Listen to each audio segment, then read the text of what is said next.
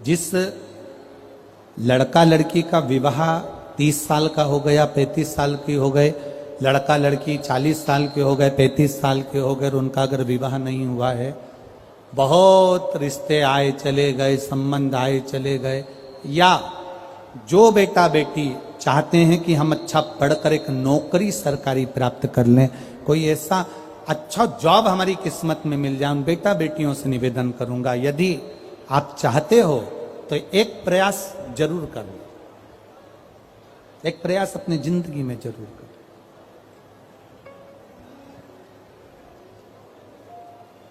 शिवलिंग समझ लेना जरा अच्छे से, शिवलिंग जलाधारी गणेश, कार्तिकेय, अशोक सुंदरी, और ये शिवलिंग, और ऊपर भगवान शिव की 5 बेटियां, जया, विषहरा, शामली वारी, दौतली, देव। 3 प्रदोष या 3 शिवरात्रि। कितनी प्रदोष? 3 या 3 शिवरात्रि।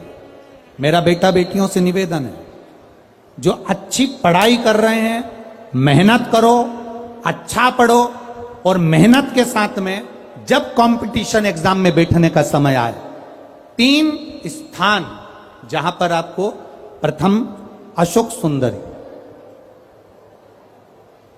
अशोक सुंदरी की जगह पर जब आप बेलपत्र समर्पित करेंगे तो डंडी का मुख जहां से पानी बहता है उस स्थान पर रखेंगे। दूसरा, शमी का पत्ता, शमी का पत्ता।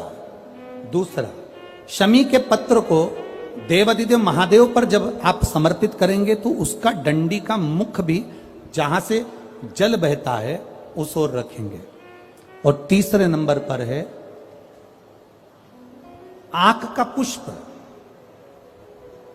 एक पुष्प होता है आंख का सफेद, और एक पुष्प होता है हल्का सा नीला।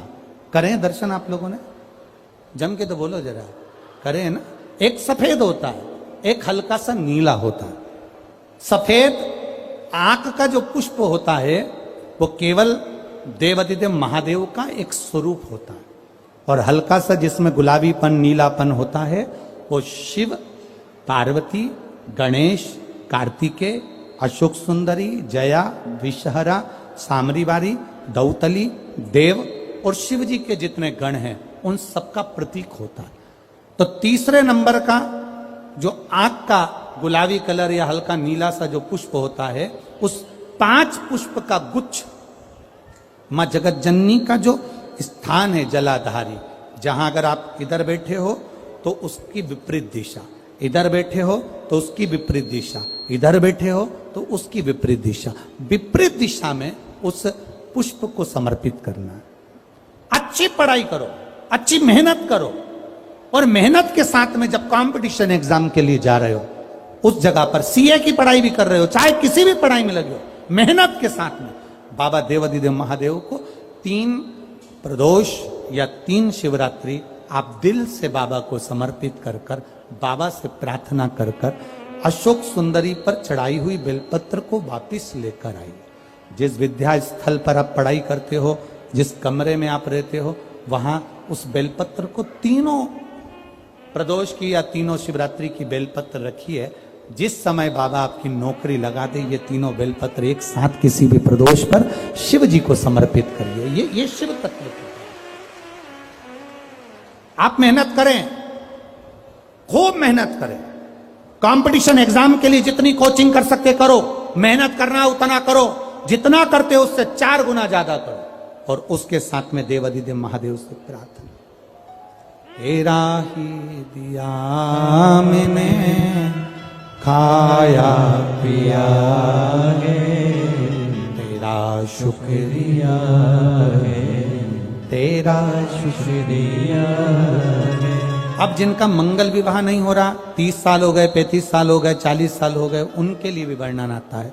एक बेलपत्र, एक शमी पत्र, और महाराज वही आंकड़े का पुष्प 5 अपने हाथ में लेकर, बेलपत्री का वृक्ष जो होता है उस वृक्ष के नीचे उसको रखकर शंकर भगवान के मूल मंत्र का स्मरण करते हुए, चाहे तो आप पंचाक्षर करें, चाहे आप षडाक्षर करें, चाहे आप श्री शिवाय नमस्तुभ्यम करें, केवल जो जल का पात्र है वो जल के पात्र से 5 बार जल समर्पित कर कर, बेलपत्री के वृक्ष की 7 परिक्रमा कर कर, बाबा से प्रार्थना कर कर उस पत्ती पुष्प को लेकर वापिस सजाएं, पूजन वाली जगह पर उसको रख दीजिए और बाबा कृपा करेगा, जितना जल्दी होगा उतना मंगल विवाह आपका पक्का कराएगा, ये निश्चित है।